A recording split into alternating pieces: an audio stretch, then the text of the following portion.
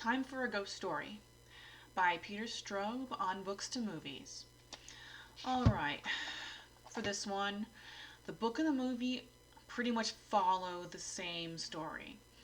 It's four best friends, lifelong friends who have a passion for telling ghost stories by the fire while enjoying cognac and scotch. One of them has twin sons who he's only proud of one of them. And at this point in time, they're all being stalked by a ghost, an entity. And it all becomes apparent that it has to do with a crime they covered up in their youth. They liked the same woman. She liked only one of them. It didn't work out. Things got a little scary, and things got a little bit dangerous. During a little bit of a scrap, one of them knocked her out. Thinking she's dead, they just loaded her up in her car and sunk it in the lake. But she got up just before the car fully submerged. And now, fast forward 50 years into the future, these four guys are having nightmares. And the twin sons of one of them, Ned Wanderley, one of them dies mysteriously. The other one comes to him saying he wants in on their, ghost story club because he thinks he may have been involved with the same woman he was at the time of his death. And that is about where the similarities in the book and the movie end. In the book, the vengeful ghost assumes many different forms as she stalks each protagonist and their sons.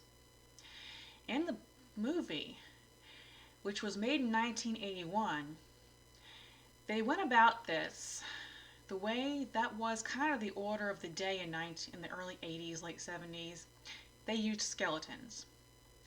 Nasty, rotting flesh covered, moving, shaking skeletons. I really couldn't even watch this movie when I was 12 years old because I was terrified of skeletons. Obviously, I got over it. But by today's standards, this movie actually looks a little silly. For starters, our first encounter with the ghost is the favorite son, David Wanderley. He falls out of a high-rise window after being confronted by the first skeleton, and he falls at what looks like the falling velocity of someone who weighs 4,000 pounds. The second one, Ned Wanderley is going for a nice leisurely walk on a cold winter's day. Hears his name being called, turns around, and a skeleton makes him do this impressive backflip over the side of the bridge. Later on, John Draffreys is waking up feeling a little poorly today. It's a heart attack. He goes downstairs to his little medical practice and sees a familiar face. And when it turns around, it's a skeleton covered in what looks like melted cheese and finishes off his heart attack. Alright, later on, Sears James is driving down an icy road, snowbanks all along the sides, and he sees the ghost lady, who goes into a wraith-like skeletal appearance just as he's driving through her, causing him to crash into a snowbank. Alright, just as things finally, everyone's putting two and two together and figuring out that this is what's happened, the surviving member of the group confesses, and now the surviving Wanderley son knows everything about the strange woman he was dating, who also his brother was involved with at the time of his death. And he goes to her house, which is now a condemned death trap, to, kind of finalize things, have some closure. He's greeted by her, and she's in the wedding gown that she never got a chance to wear because he broke her heart, because with him it was just a fling. And how does she,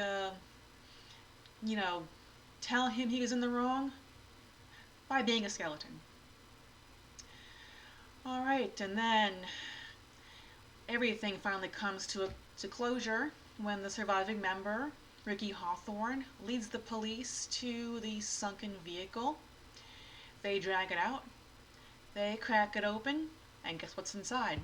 A skeleton. It attacks, but then realizes that it's free, falls out, and just lets itself be dead. And that, ladies and gentlemen, is your ghost story. I hope you enjoyed. I'll see you next time.